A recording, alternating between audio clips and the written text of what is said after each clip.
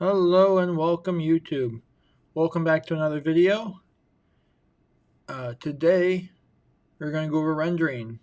In the last video we talked about media and how to import images, video, audio. For some reason audio didn't work for me. I don't know why, but it didn't. But we got images working. We didn't try video though. So if you want to learn more about media and how to consume it, check the last video. One idea that you can do if you're interested in media is you could use motion canvas, make a little TV screen or a little computer monitor, and put some media in that monitor. It'd look really cool.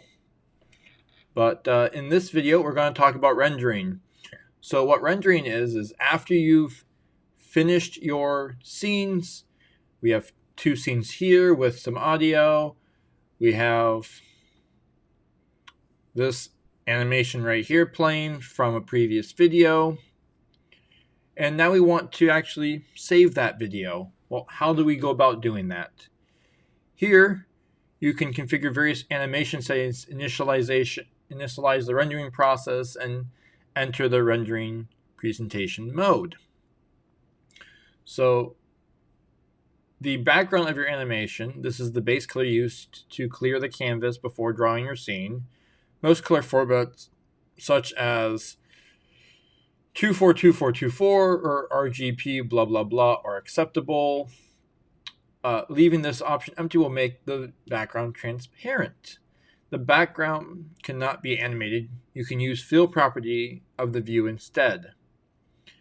So we can change the background if we need to by using view.fill.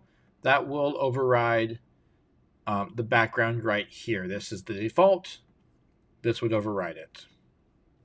The range in a span of time is the span of frames that will be rendered.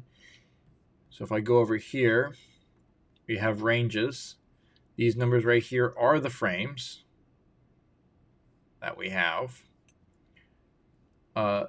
If set to a smaller range than the entire length of the video, it will only render a portion of the frames in your animation. This could be useful for quickly rendering small changes in your animation.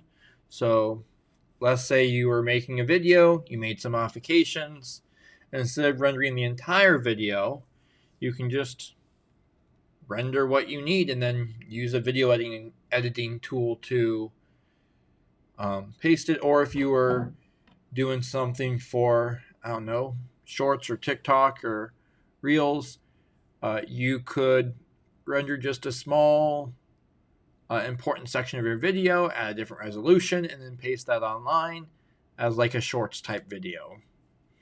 Resolution in pixels of each frame in the video. So this is the resolution that I currently have set. You may use this value to render in a higher resolution or to change the aspect ratio. Note, however, that animations will not scale with changes in resolution, so plan ahead for any adjustments to resolution. Audio offset. This is only available if you've set up audio in your current project. If I click here, this actually takes us to audio. Again, it didn't work for me. It allows you to offset the start of the audio in relation to your animation. The value is stored in seconds. You can also adjust the offset by holding Shift over the audio track and dragging it left or right. Frame rate. The frame rate at which the animation plays and the number of frames that will be rendered per 1 second of runtime.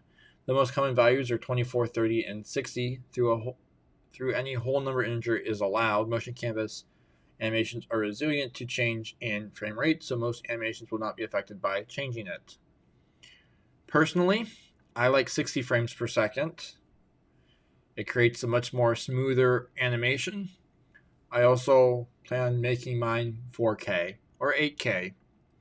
It will take up larger spaces, longer to animate, but if I can do it, I'm the kind of person that will. I like better resolutions. That's why the videos I'm recording right now are in 4K. Scale will increase or decrease the resolution of the animation, but unlike the resolution option, the coordinates and size of the animations will be adjusted as well. So scale, half, quarter,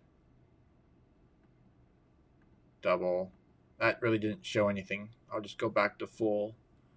I think it's because it was zoomed to fit. If I go back to 100, half, nope, that didn't really change anything. I'm sure it would change something.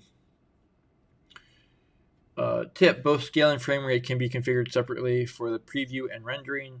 This lets you increase the performance of the preview by rendering it in smaller resolution and or lower frame rate while rendering in a high quality. Color space. HTML color canvas space is used when previewing or rendering the animation. Current options include sRGB, a common color space for images and videos, and if you want, you can use the wide gamut.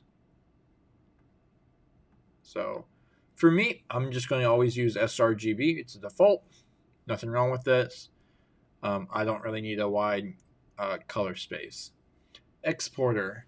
The exporter is used when rendering the animations. There's image sequence and video that you can create.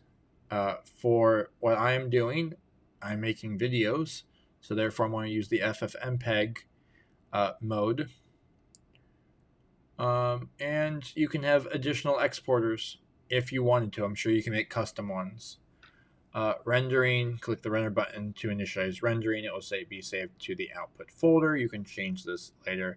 You can also take snapshots. They'll be located at still, so I can go right here, save snapshot. I now have output, still, project.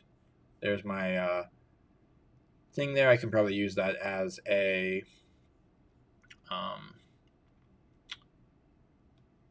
cover screen for YouTube, I forget what they're called.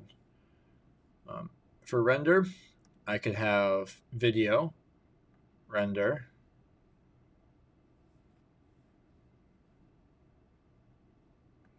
can also present or render.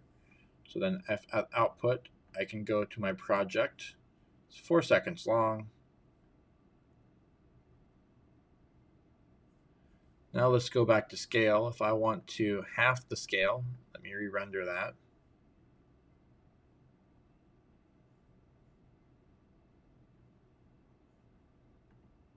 Really don't notice any difference, but that's fine. And then I can also do image sequence, render.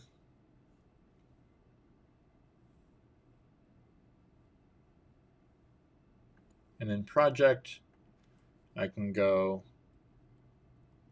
frame by frame. And I did 60 frames a second times 4, which is why there's so many. If you're making like a PowerPoint or a slide, you can do that. I don't really need to. Okay. So next we have image sequence, file type. You can do PNG, JPEG, W, or WebP.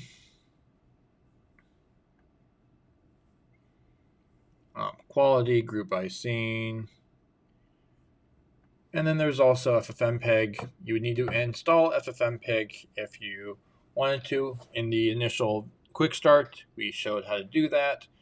You can also just do motion canvas / FFmpeg if you don't already have it installed. And then there's a list of plugins in your Vite config.